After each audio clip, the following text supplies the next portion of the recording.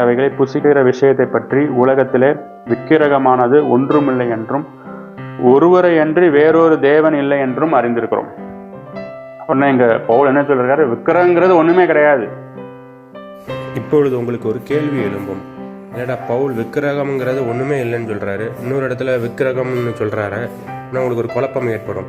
விக்கிரகம் என்பது ஒன்றுமில்லை என்று இங்கே பவுல் என்ன கூற வருகிறார் என்றால், இப்பொழுது உலகத்தில் நிறைய ஜனங்கள் ஒரு ஸ்பெசிபிக் பாயிண்டை நோக்கி ஓடிக்கொண்டிருக்கிறார்கள்.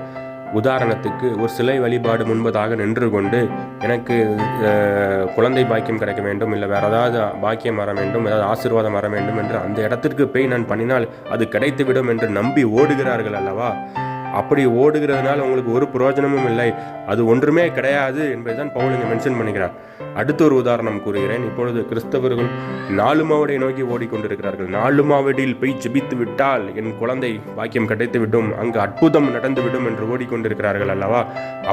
அப்படி நீங்கள் ஓடுவதனால் உங்களுக்கு ஒரு பலனும் கிடையாது, ஒன்றுமே கிடையாது, அது ஒன்றுமே இல்லை என்று தான் இங்கே பவுல் மென்ஷன் பண்ணுகிறார். ஆகையால் நீங்கள் எங்கே இருந்து ஜெபிச்சாலும் அவர் உங்கள் ஜெபத்தை கேட்டு பதிலளிக்க வல்லமை உள்ள தேவனாய் இருக்கிறார். தேவன் ஆவியாய் இருக்கிறார், அவர் எங்கும் இருக்கிறார்.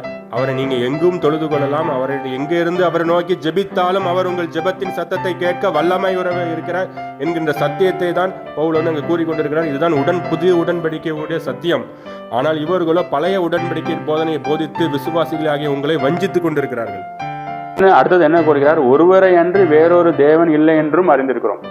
அப்படி என்றால் இங்க என்ன கூற வருகிறார், ஒரே தேவன் நமக்கு உண்டு. அதை பவுல் தெளிவாக இங்க மென்ஷன் பண்ணுகிறார்.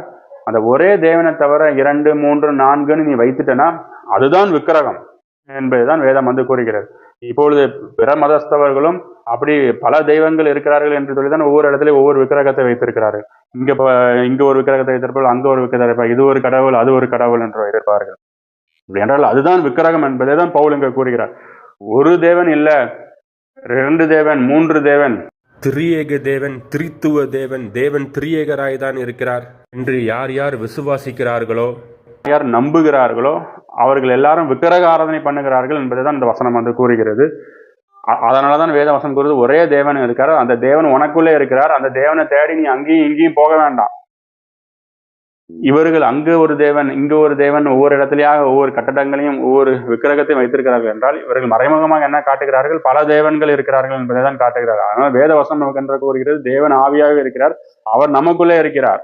இந்த ஸ்தலத்தில் நீங்கள் பண்ணும் ஜெபம் கேட்கப்படும்னு யாராவது ஒரு கட்டடத்தை வைத்து அதில் வைத்திருக்கிறார்கள் என்றால் அது ஒரு விக்கிரகம் என்பதை தான் இங்க பவுல் கூறுகிறார்.